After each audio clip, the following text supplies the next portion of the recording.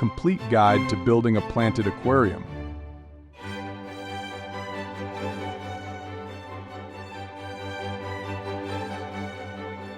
Hello everyone, welcome to our channel. Today in this video we want to talk to you about building a planted aquarium. A planted aquarium is a beautiful and natural habitat accompanied by beautiful and diverse plants that add beauty and charm to it.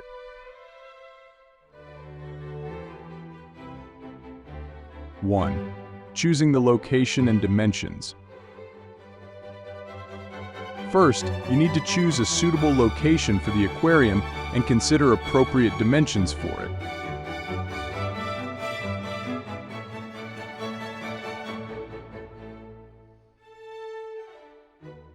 Selecting equipment.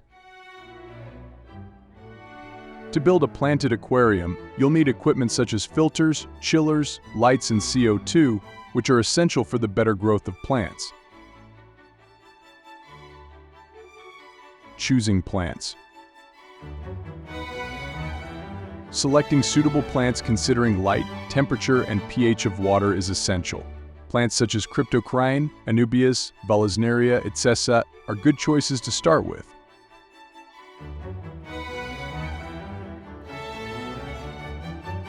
Maintenance and care.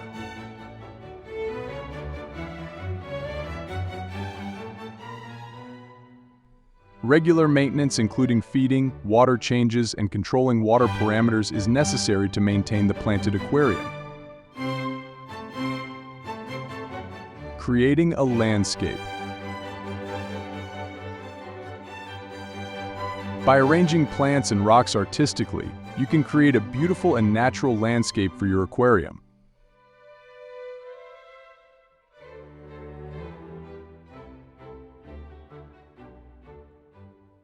Fish selection. Choosing fish that are compatible with the conditions of the plants is important. Fish such as guppies, neon tetras, and mollies are suitable choices.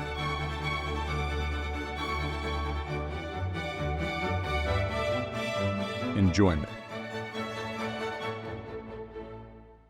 Finally, enjoy the beauty and tranquility that the planted aquarium brings to you.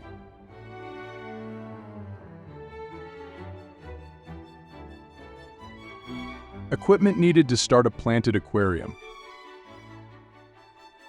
Tanks. Planted aquarium tanks are available in various shapes and sizes in the market. The most common type of these tanks is rectangular cubes. The type of room and facilities considered for it play a crucial role in the growth of plants. For starters, you can use 55-gallon tanks. These types of tanks are available in all home stores. Setting up a planted aquarium at home. Substrate. A good substrate is the foundation of a planted aquarium. Having good soil and fertilizer is the most important aspect of having a good planted aquarium. Without soil and fertilizer, practically no plant will remain in your aquarium.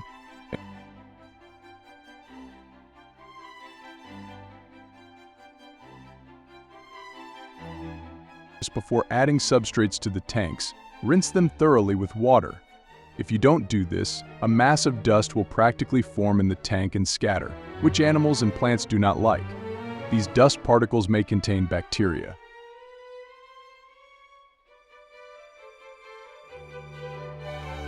After that, add rocks to the tank. These rocks hold the substrates in place.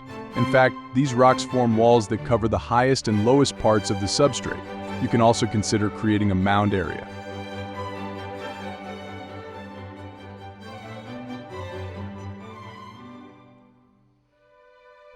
These mounds, covered with rocks, act as retaining walls. You can plant plants with larger roots in the part of the substrate with greater depth because they obtain their nutrients from the substrate rather than the water.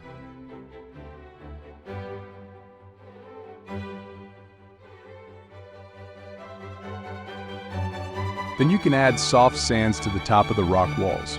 Sands play an important role in maintaining and preserving rock walls. Finally, add gravel.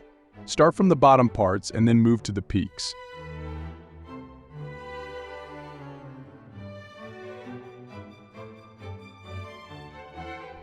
If you want to prevent leaks among the rocks, you can use non-biodegradable plastics in addition to sand and gravel.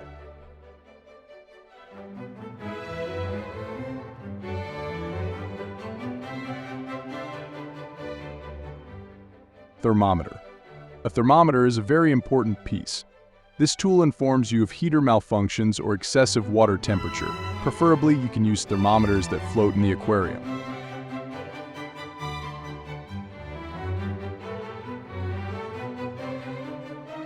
Water. Not all waters are the same. Only ionized water is close to pure H2O. Even when you observe this water in the tank, you see that it contains impurities. Most people use tap water for aquariums. There are several different methods for purifying water, such as ionization and chemical detoxification.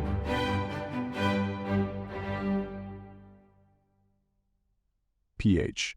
pH is very important.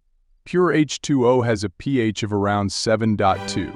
The aquarium water should not exceed pH changes of 0.2 throughout the week. Some plants and fish prefer living in an acidic environment with a pH of around 6.5. Aquarium fish and plants are resilient and adaptable.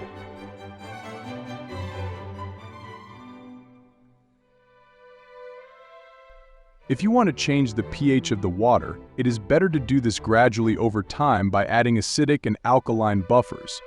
Be careful not to add too much acid, as it may cause plants and fish to burn.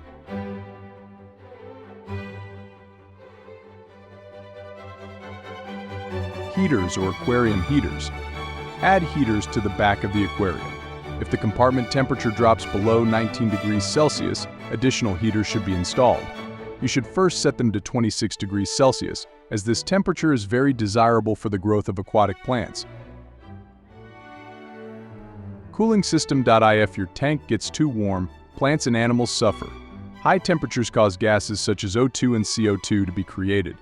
These gases dissolve less in water. In addition, temperature fluctuations are also very harmful. Therefore, it is necessary to use cooling systems. Lighting. For aquarium lighting, a wide range of light bulbs are available to you. Some of them are cheaper and have less light. Low light may be sufficient for fish, but it is not enough for the growth of aquatic plants.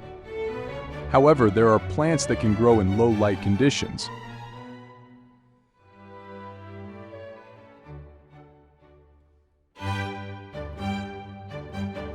The more light you have, the more planting options you have. The rule of thumb is that for every gallon of water, 2 to 3 watts of light is suitable. You can even use timers to create a suitable light cycle for day and night.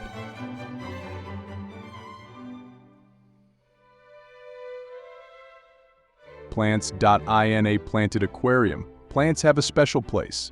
Some of the first plants you can use for planting in your aquarium include water lily, Cryptocoryne wenti, Java moss, Anubias hornwort, and Amazon sword.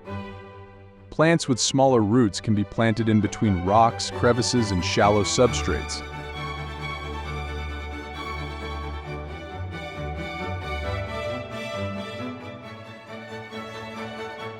Animals. Wait 1 week before adding animals to the aquarium. Add each fish every 3 or 4 days until the ammonia and nitrite levels are undetectable. Some fish prefer to swim more, so try to provide space for them.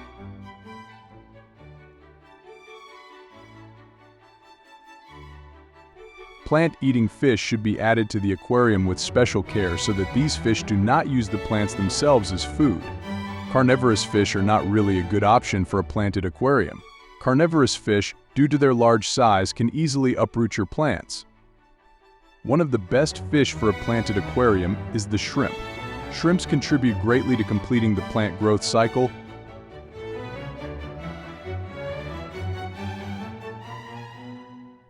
I hope this complete guide to building a planted aquarium has been useful for you. If you have any questions or comments, please share them with us in the comment section. Thank you for watching the video and following our channel. See you in the next videos. Goodbye.